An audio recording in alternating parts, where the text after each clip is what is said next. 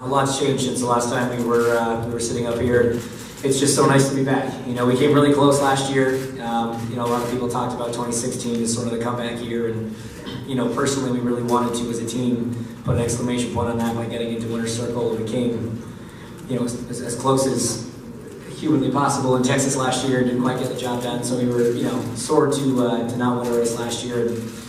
And we worked really hard this offseason to just perfect the package that we had. We had good speed in a lot of races last year, and to roll off, you know, the first two races of the season, be in the Fast Six both times.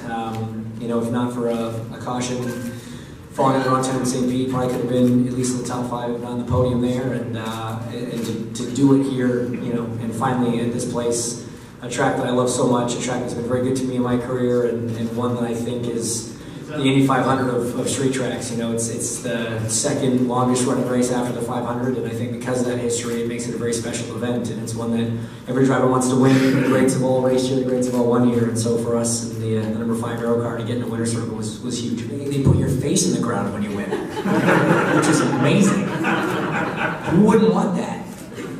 No, it's, you know, I touched on it earlier, it's the history of this place. You know, 43 years running, comes second only to the Indy 500, and the history behind it, the tradition behind it, the who's who have raced here and won here, and it's just a very special place. There's no 3-day event that has this kind of fan interaction and fan attendance. I mean, this race is it's just so well represented by the fans, and that's who we're here for. You know, so we love coming here and putting on a good show for them, because they show up in, you know, the tens of thousands every single year to watch us race.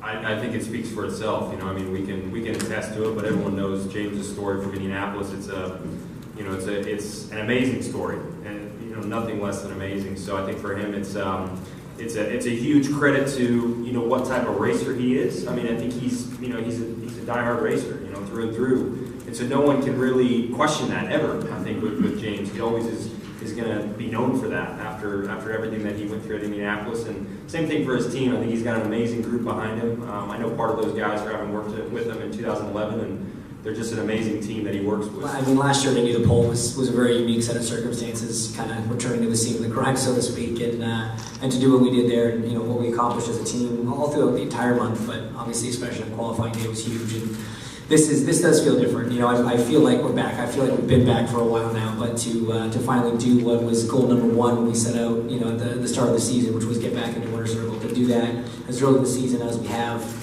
you know, as convincingly as we did. It was a great race. We started row 2, got into second place off the start, lost 1 spot in the first exchange of pit stops, got a couple back in the second. So huge credit to the Schmidt-Peterson Motorsport guys in pit lane, and obviously the car, to be able to save that much fuel for as long as we were, and do that extra lap. I mean, that was the move that won us the race, and had to fight off some guys on some restarts at the end. You know, when you're done the last stops and up to speed and cruising along, the last thing you want to hear is caution, and we heard it twice, but you know, we were able to hold off Ryan on the first and Sebastian on the second. If I'm honest, my left wing mirror had completely shattered. There was nothing in it, so you were going to have to be pretty brave to try on the inside of turn 1, because I was turning in whether you were there or not.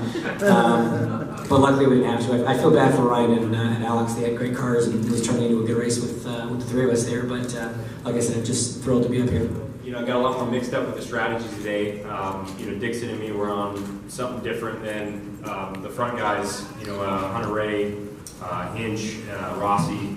So I thought that added a dynamic that was more fun than last year. Everyone was kind of on the same strategy last year, which just let it play out to not much action, unfortunately. So this year it was a lot more mixed up. I feel like it was more passing. I did way more passing than I've done around here in a couple of years. So it was looking pretty good, and then obviously it got better and better as, you know, stuff happened in front of us where Rossi had an engine issue, and you know, it looked like Ryan's car shut off or something. So I'm not quite sure what happened there, but you know, we definitely feel like we've got things coming our way, and we held our own in the restarts at the end there, and scored an podium for the Alpha Racing and Honda, and so we really couldn't be any happier for the guys. It's a great start of the season. We're sticking the car and staying in front of in the standings. So about the worst days, let's put it that way.